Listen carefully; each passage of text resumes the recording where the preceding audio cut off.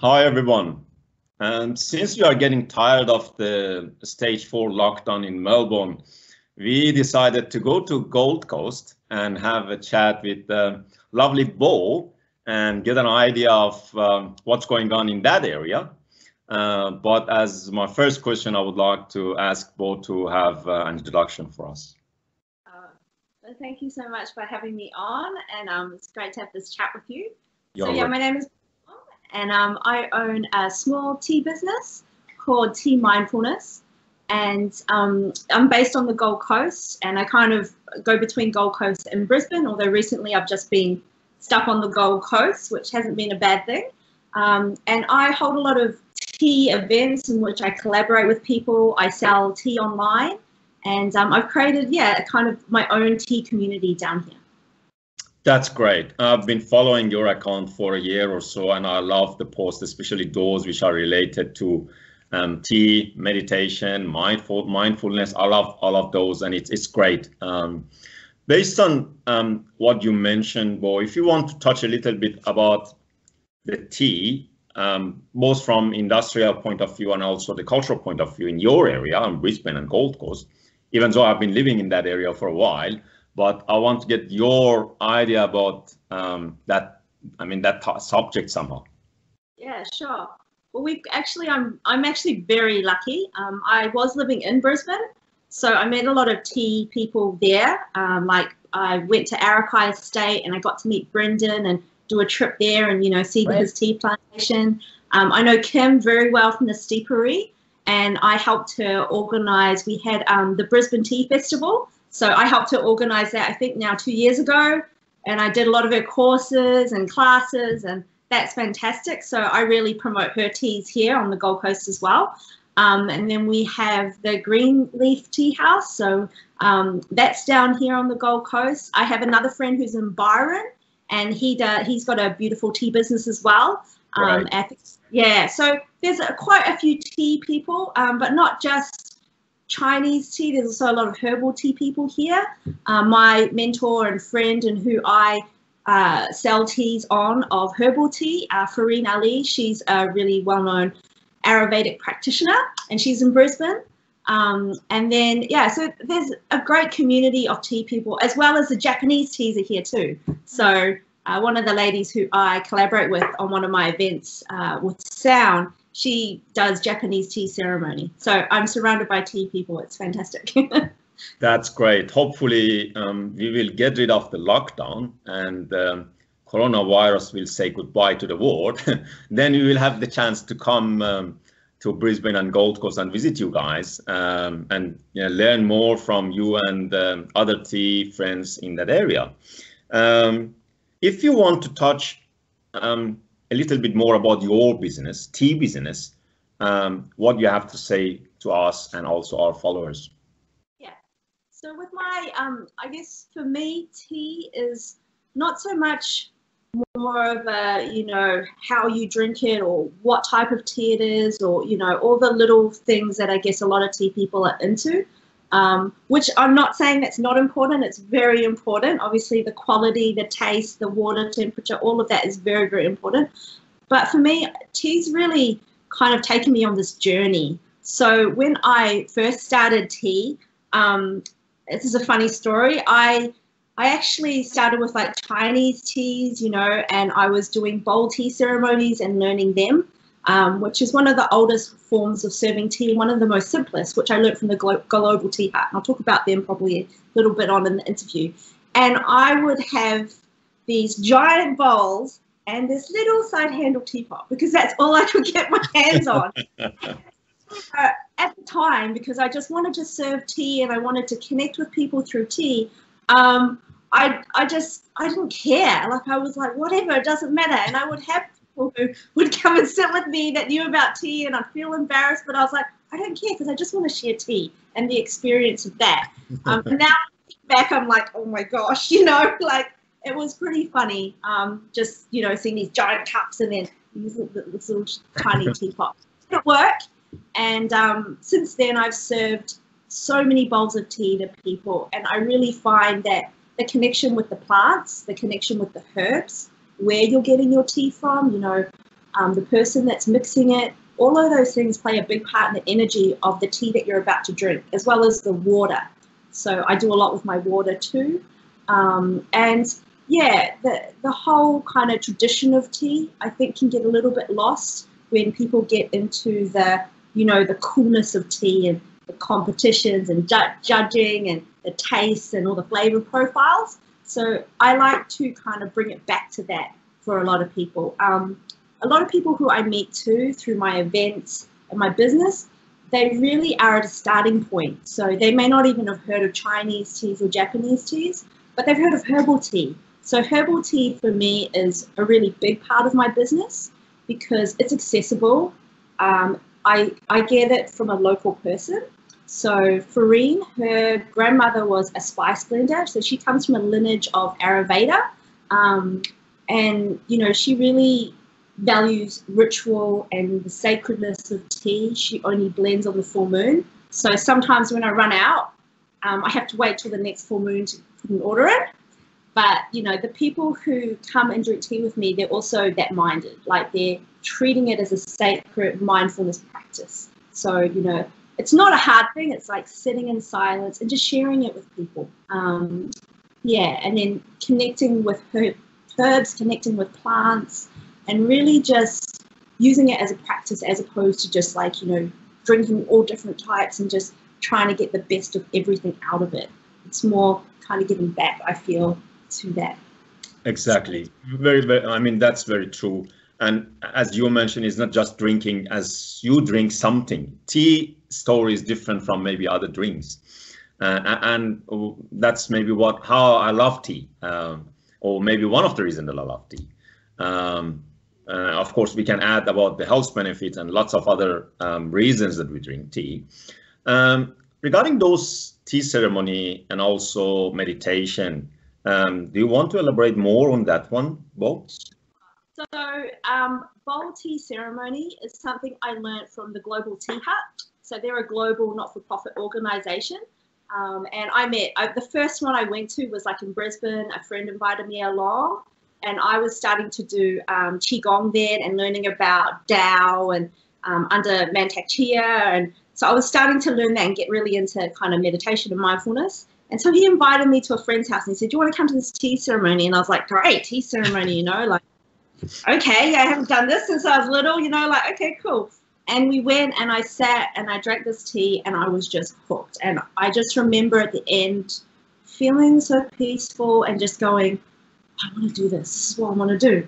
So then I just did. I sat with tea every day, and I have for many years in silence, and you know, really, and it's transformed my life. And then being part of a community like the Global Tea Hut, where they have tea courses, and I went out to Taiwan and did their 10-day retreat where there was a lot of meditation, and we drank a lot of teas. We went to a tea plantation. We learned how to make different teas and just all sorts, you know, learn about ceremony. We learned about Gong Fu and their style of serving it. And I get a magazine every month. It really gave me an insight into this other side of tea that I never really knew about, and the connection point. And that for me has been a big part of how I deal with other people. So for tea ceremony, when I serve it, it's normally free or via donation, and it's in very small groups. But these days it's just done like in private and it's free. And I think it's now such a beautiful sacred practice for me that I only offer it to people who have kind of gone through the herbal tea journey a little bit and who really love tea, because I know that when they come and sit, they just really get it. So, you know, with Farine, I've learned tea ritual. So that's more to do with the herbal side of tea and like anointing with oils before you drink tea, you know, kind of making sure your space is cleansed.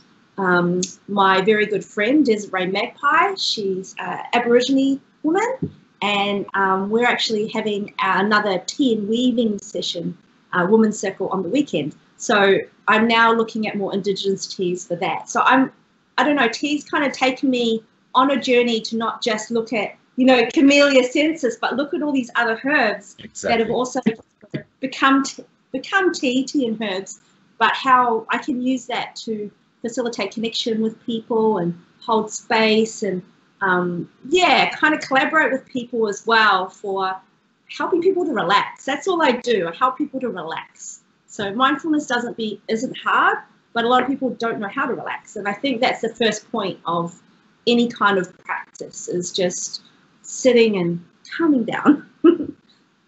That's great. And those tea ceremonies that you mentioned, Bo, mostly you're doing this in Gold Coast or also in Brisbane as well? Yeah, I was doing a lot in Brisbane, probably more before lockdown and last year, and I was looking for spaces, and especially when I lived there, I was doing a lot of like tea meditations and tea ceremonies and a lot of women's circles and workshops and things.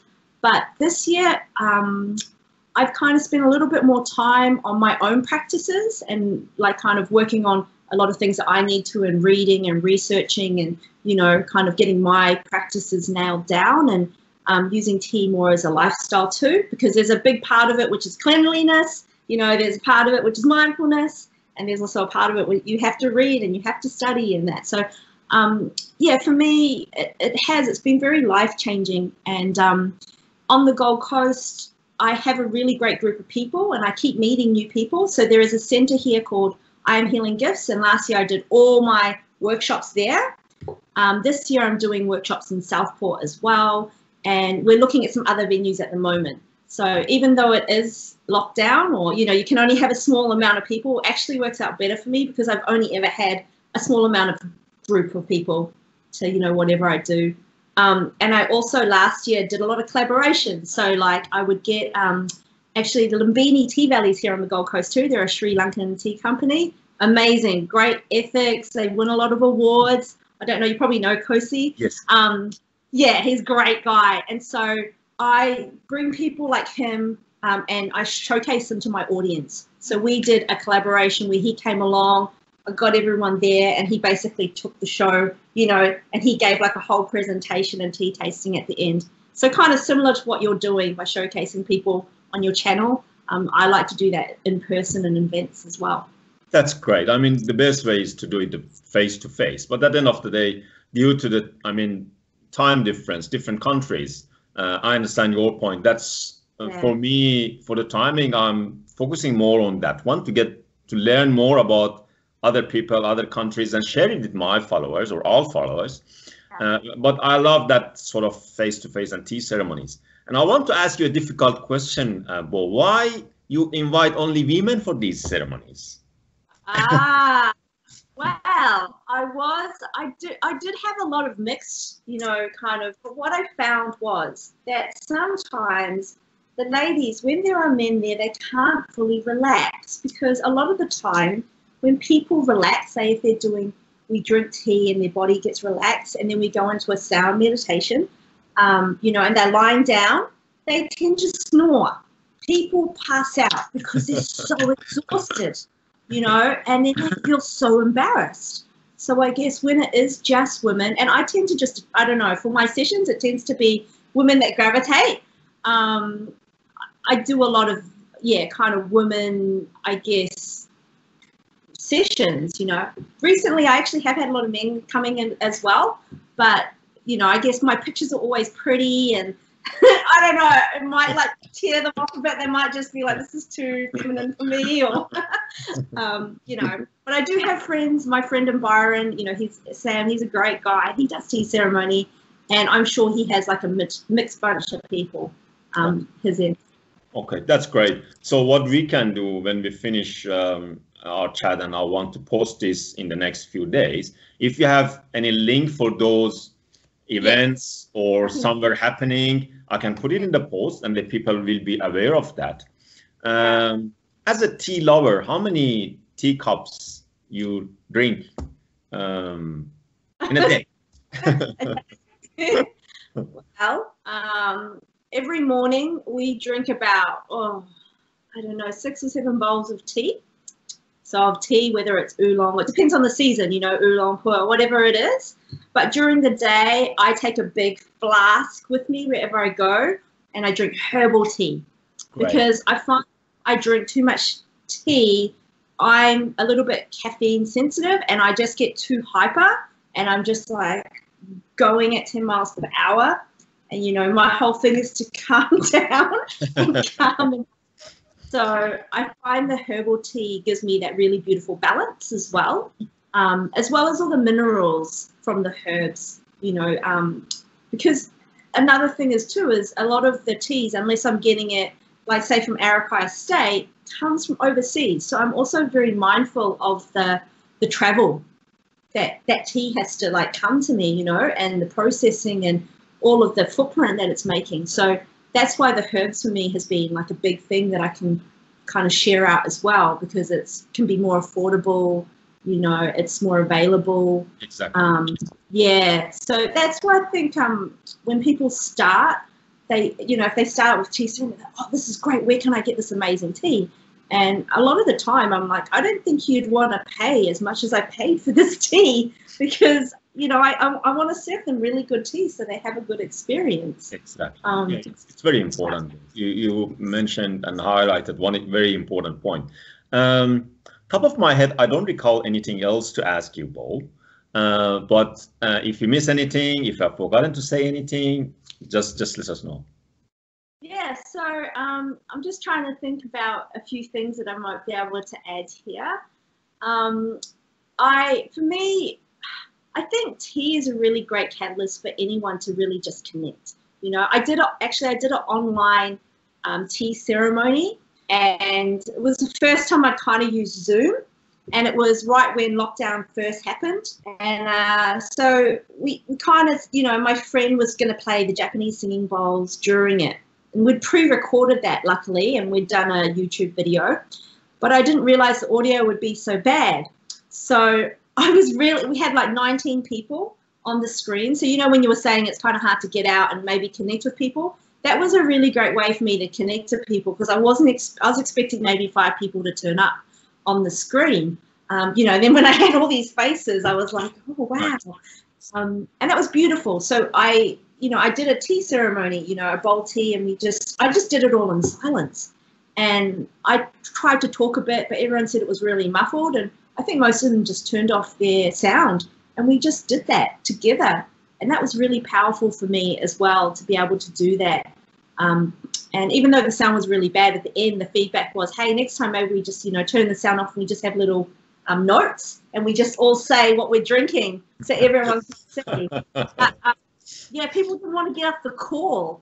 Like at the end, there were just all these people wanting to chat and, you know, stay till the very end. So, you know, I think that's a positive thing that may also come out, that people really do want to connect, you know, whether it be, you know, cross country or in person, obviously is always better, but not always possible. So yeah, it's really important to have these conversations and keep them going. Exactly, you're right. I mean, tea is a great way to have the people connected. Yeah. No, I mean, for example, for me, I've started this a year ago or a year or so, and now I have many lovely tea friends all over around the world. So which is great. I mean, we learn from each other and we share the ideas, and it's a great way to connect. I mean, tea bring the people together. That's my idea. Anyway, thank you so much, Bo. Thanks for your time. If you don't have anything else to add, we finish our chat. Hopefully, after the lockdown, there will be a chance for us to come to Brisbane and Gold Coast and attend those lovely tea ceremonies and meditation. So stay safe, take care, and we will be in touch. Thank you so much for the chat today. Bye. Thank you so much. Bye-bye. Bye-bye.